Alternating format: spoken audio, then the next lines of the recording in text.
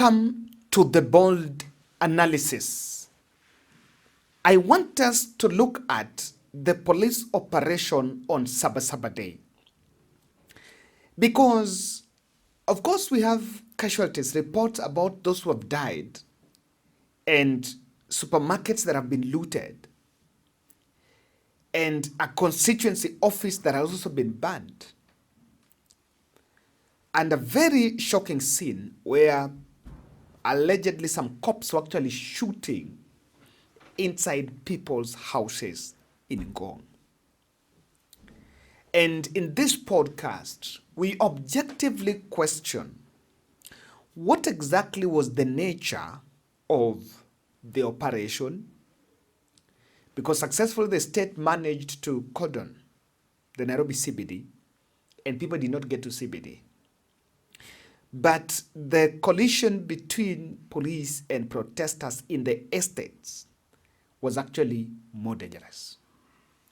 Pay attention and listen to this podcast, because I will tell you,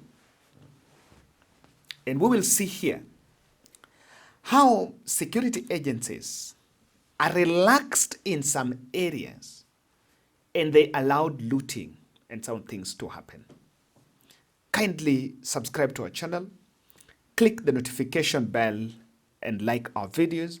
And thank you very much for supporting this podcast. We do this each and every day, just banking on your support. So the more you subscribe, the more you support this channel. Subscription is absolutely free, so subscribe. I want us to look at two areas. Nairobi area and Ngong. Then I will take you to Mount Kenya. In Nairobi area, police stopped protesters, and this is in Kangemi. The reports of 2 people were shot dead in Kangemi. And I want first to look at this video.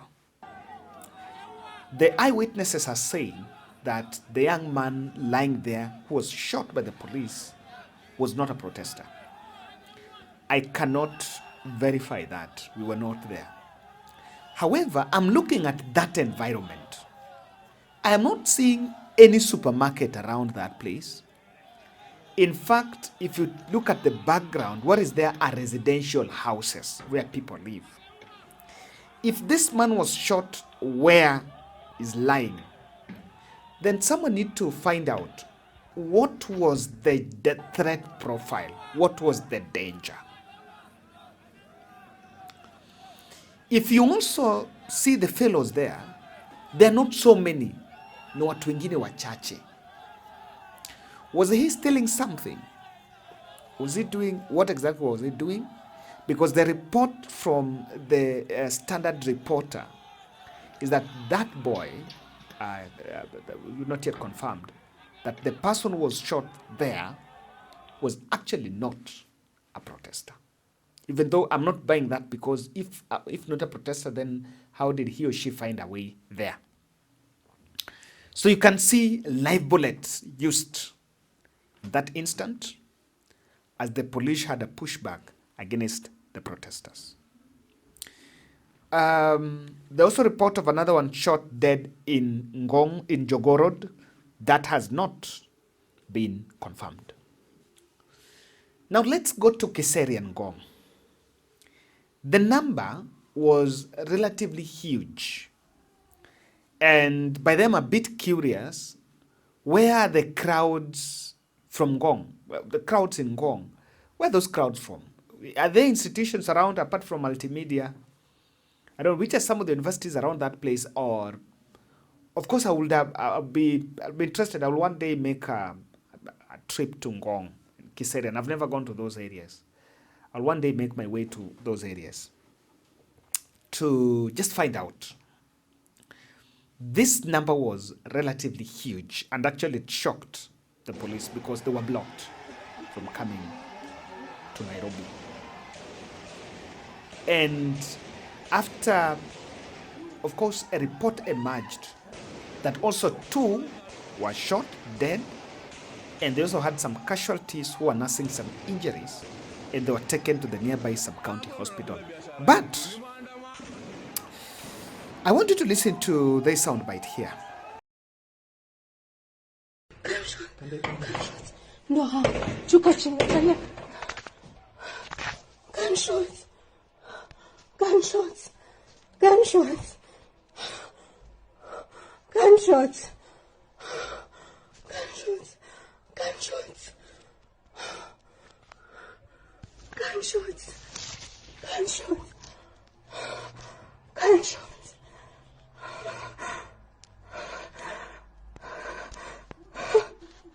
Wana shot kwa manyumba za watu.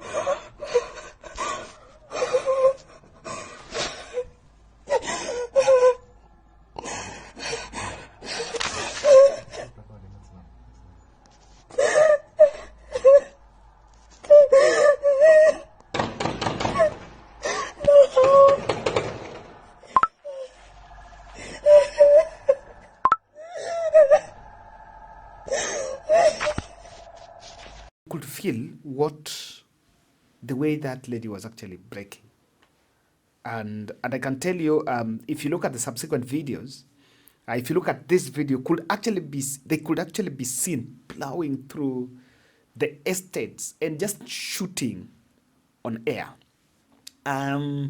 Even though I've also seen this style, or no, it's not a style, this barbaric move in Pipeline. There was also similar, where the way Pipeline, people have gone to Pipeline Estate, the way Pipeline is normally crowded. There are also gunshots around the same place.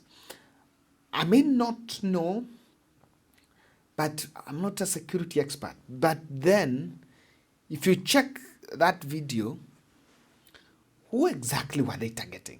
Because if you knock people's houses, do they know who is who? Or probably, normally at these instances, when people are dispersed, they always run and you get to any house. You can always knock, fungua nisaidiwe, and people get.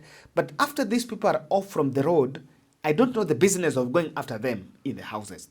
Probably, I'm not getting it. Maybe someone can explain that one. I can't explain. Now, I want us to get to Mount Kenya, because, and we are going to look at 3 footages. Prior, or in the run-up to the Sabasaba, the government was stressing on the need to protect businesses. We even saw in Nairobi, people bought rungus and barricaded roads around Gikomba just to avert the looting that normally happens during the protests. But what happened in Mount Kenya is a little bit different. And then this opens a conversation, or rather opens a discussion as to what exactly is the police role in the protest. Let's start here. This is Muran'ga. This is a supermarket, Muran'ga County Supermarket, Kabati. I don't come in here, Kenol, around that area. I want you to check this video. Do you realize, just watch the video first. I made some observations. The looters, those are not protesters per se. Those are looters. Even if they're protesters, those are not gangs. Those are just people that had actually gone to protest.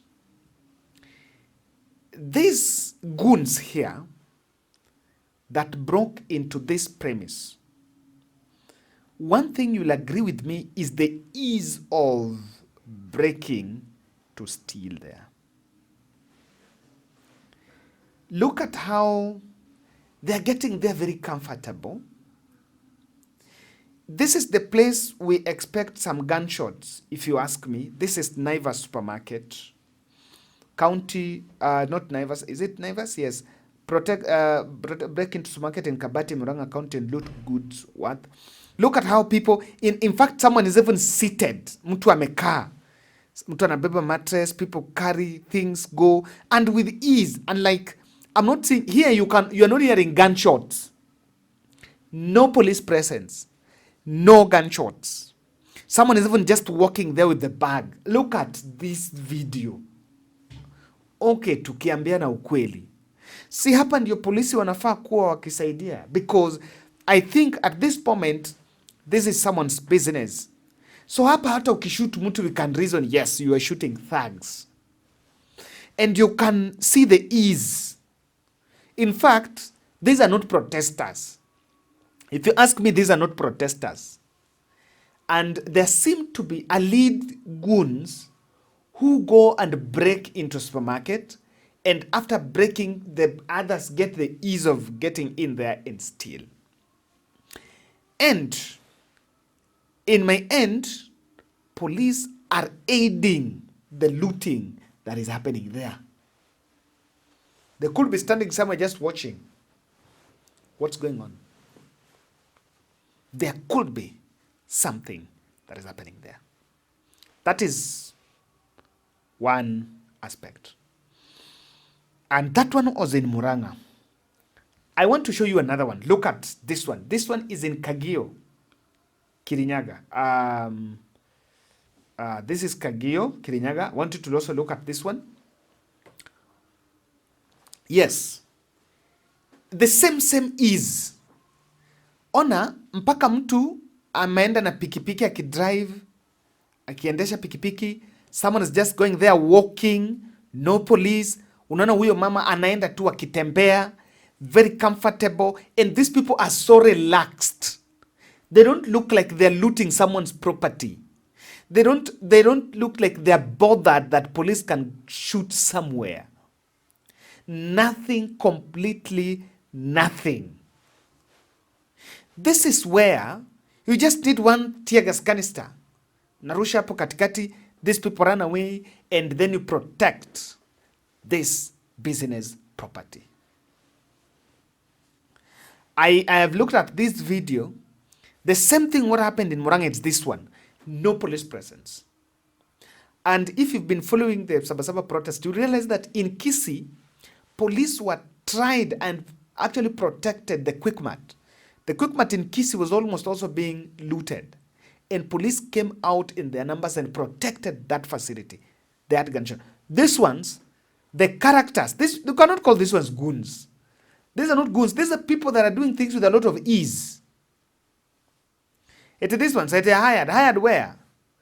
Hired from where? And these ones are not hired. These ones found an opportunity, easy, even to loot. And in Kirinyaga, a constituency office was burnt. Look at it here. This is a constituency office. It was set on fire. Now, if you check this area, tukiambia ukweli, yes, these are just police are there, few people, it is a deserted place.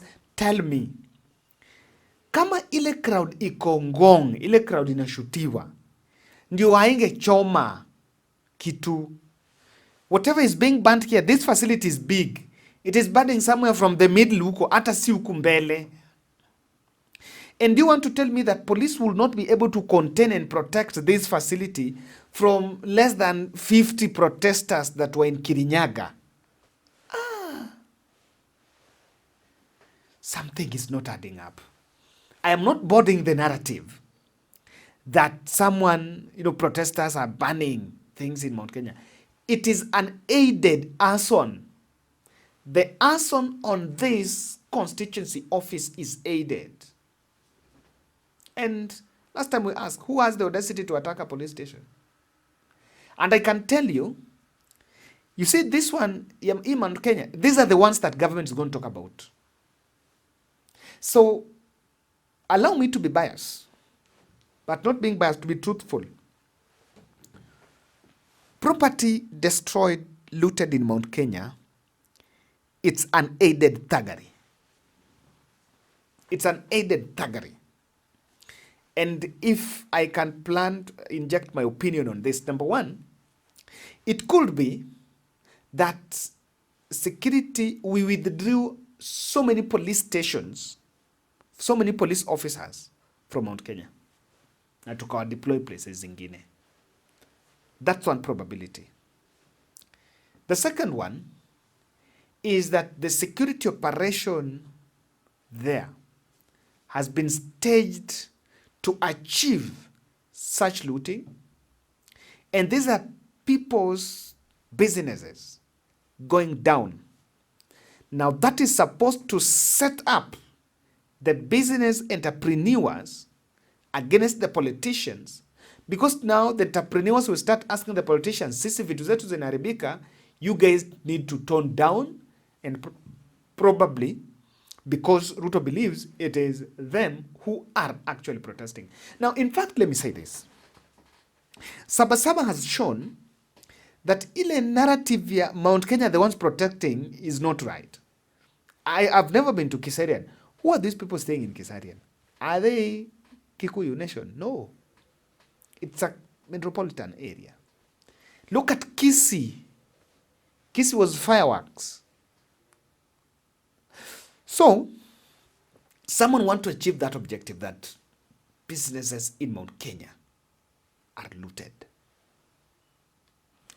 The third objective of this laxity is just to, to try to make, or rather, let me say, let me put it this way. It's part of affecting the economy of that region. Who are these people there? If these supermarkets are closed, I want to believe those people working from those supermarkets are locals there. And it's a little bit aided. Now, the fact that you see people go to protest and resort to breaking into supermarkets is because the whole thing also is an economic question. Remember, at the end of the day, after kukimbia the whole day, ikifika 6, ukirudi nyumbani you realize I don't have food. Or by the time you're getting home, you're realizing, oh, I've spent the whole day and I don't have something. So what we'll do, you start looking around for the nearest supermarket and shop where you can pick up some two sackets of unga. So we must look at it. And I'm not justifying what is happening in Mount Kenya. Even this arson of the constituency, there is something that needs to be investigated. And that, especially targeting constituency office police, is supposed to align a particular narrative that powerful politicians from the region are actually the ones who are supporting or rather who are funding. I still believe, if you look at the number that is turned up in Kangemi, the one in Ngong, the one in Kitengela, this issue of payment should not even feature anywhere in our conversations. Thank you guys. Tuonane after Raila naongea. So we are waiting for what Odinga gonna say. Thank you.